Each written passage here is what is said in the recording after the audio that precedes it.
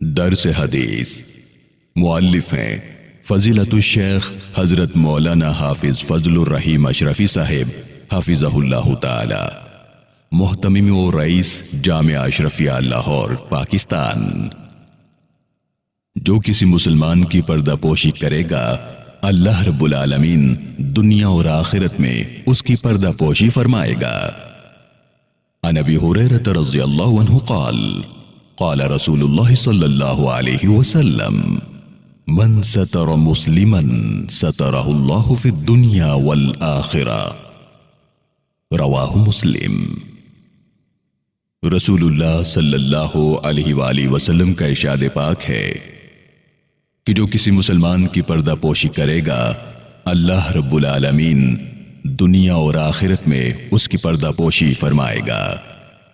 اسے امام مسلم نے روایت کیا ہے۔ میرے پیارے بھائیوں، ستر کا معنی ہے چھپانا، اسی لفظ سے الستار بنا، جس کا معنی ہوا بہت زیادہ چھپانے والا، بہت زیادہ پردہ کرنے والا۔ الستار اللہ رب العالمین کا اسم مبارک ہے جس کا مفہوم ہے عیبوں کو چھپانے والا۔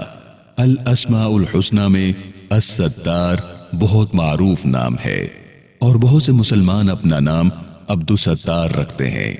یہ نام قرآن مجید میں موجود نہیں، البتہ رسول اللہ صلی اللہ علیہ وسلم نے ایمان لانے کی تعلیم دیتے ہوئے جن 6 کلمات کی تلقین فرمائی ان میں سے 5واں کلمہ استغفار ہے۔ اس کلمے میں اللہ رب العالمین کا یہ نام موجود ہے۔ استغفر اللہ ربی من کل ذنب اذنبته عمدا او خطأ سرا او علانیة واتوب الیہ من الذنب الذی اعلم ومن الذنب الذی لا اعلم انک انت علام الغیوب وستار العیوب وغفار الذنوب ولا حول ولا قوة الا باللہ العلی العظیم۔ میں اللہ رب العالمین سے بخشش طلب کرتا ہوں ہر اس گناہ سے جو میں نے جان بوجھ کر کیا یا غلطی سے ہوا، چھپ کر کیا ہو یا ظاہر کر کے۔ میں اللہ ہی کی طرف رجوع کرتا ہوں اس گناہ سے جو میں نہیں جانتا۔ اے اللہ، بے شک تو ہی غیب کی باتوں کو جاننے والا ہے اور تو ہی عیبوں کا چھپانے والا ہے اور گناہوں کا بخشنے والا ہے، اور گناہوں سے بچنے کی طاقت اور نیکی کرنے کی قوت صرف اللہ ہی کی مدد کی وجہ سے ہوتی ہے جو بلند مرتبہ اور بزرگی والا ہے۔ یہ کلمہ استغفار اور اس کا ترجمہ اس لیے ذکر کیا گیا کہ اسے اللہ رب العالمین کے اسم گرامی الستار کے مفہوم کو سمجھنے میں آسانی ہو جائے گی۔ پہلی بات تو یہ کہ اس کلمے میں ایک لفظ آیا ستار العیوب، یعنی اللہ ہی عیبوں کا چھپانے والا اور ان پر پردہ ڈالنے والا ہے۔ اور دوسری بات یہ سمجھ میں آتی ہے کہ بے عیب ذات فقط اللہ ہی کی ذات ہے، باقی عام انسان عیبوں سے پاک نہیں۔ ہر انسان کے اندر کوئی نہ کوئی عیب موجود ہے۔ اگر کوئی انسان ہم میں سے یہ کہے کہ میرے اندر کوئی عیب نہیں، تو یہ بات ہی کہنا انسان کے اندر بہت بڑا عیب ہے، کیونکہ بے عیب ذات تو صرف اللہ کی ہے، اور پھر اس کی مزید صفت یہ ہے کہ وہ اپنے بندوں کے عیبوں کو بھی چھپا دیتا ہے، ان پر پردہ ڈال دیتا ہے۔ اور اس خوبی کی تعلیم اللہ رب العالمین نے بندوں کو دی کہ وہ اپنے جیسے انسانوں کے عیب ظاہر نہ کریں۔ اس کے لیے قرآن حکیم میں لفظ غیبت کا تذکرہ آیا۔ غیبت کہتے ہیں کسی کے عیب کو دوسرے انسان کے سامنے بیان کرنا اس کی غیر موجودگی میں۔ دوسرے انسانوں کی برائیوں کے ذکر کرنے کے بارے میں اللہ رب العالمین نے ارشاد فرمایا وَلَا يَغْتَبْ بَعْضُكُمْ بَعْضًا أَيُحِبُّ أَحَدُكُمْ أَن يَأْكُلَ لَحْمَ أَخِيهِ مَيْتًا فَكَرِهْتُمُوهُ۔ اور تم ایک دوسرے کی غیبت نہ کیا کرو۔ تم میں سے کوئی کیا یہ پسند کرتا ہے کہ اپنے مردار بھائی کا گوشت کھائے؟ نہیں، تم اسے ناپسند کرتے ہو۔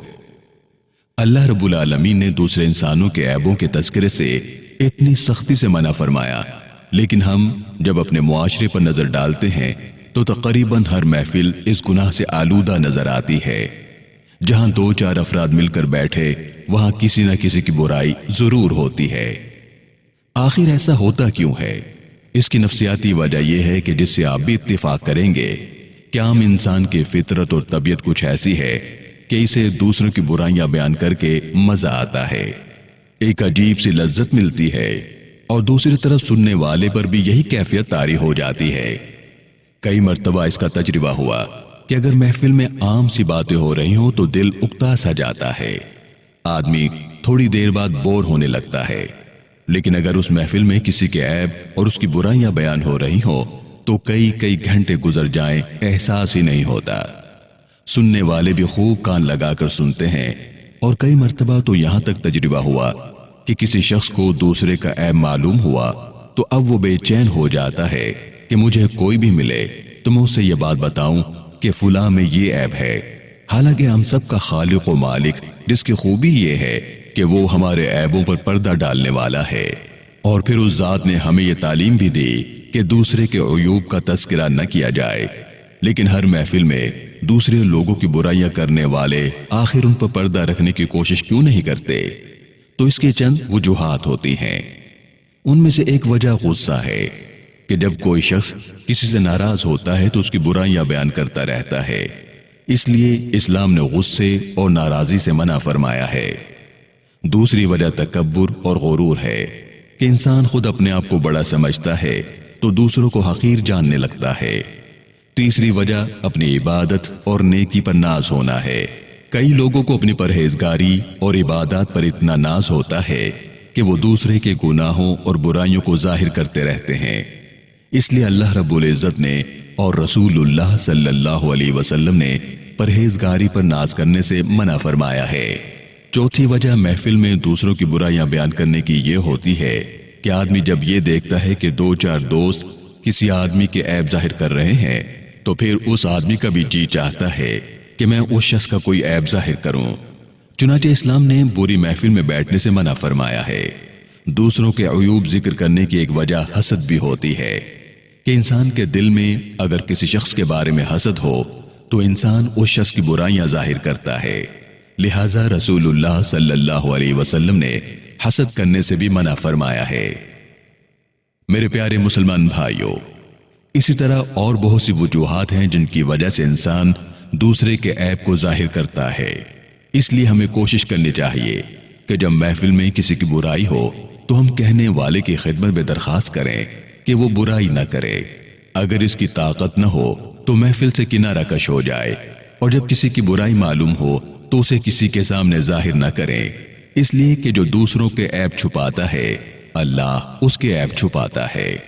اور پھر اپنے نفس کی طرف دیکھیے کہ ہم میں تو یہ برائی موجود نہیں، اگر موجود نہیں تو اللہ کا شکر ادا کریں، اگر موجود ہو تو پھر پہلے اپنے اندر اس برائی کو ختم کرنے کی کوشش کریں، اور پھر دوسرے شخص کے بارے میں دعا کریں کہ اللہ اس برائی کو اس شخص سے ختم فرما دے۔ جب دل میں یہ درد ہو تو پھر کبھی کسی کی برائی زبان پر نہیں آتی۔ اے ستار العیوب، عیبوں کو چھپانے والے، ہم سب کے عیبوں پر پردہ ڈال دے اور پھر ان عیوب کو دور کرنے کی توفیق عطا فرما دے۔ آمین آمین یا ارحم الراحمین۔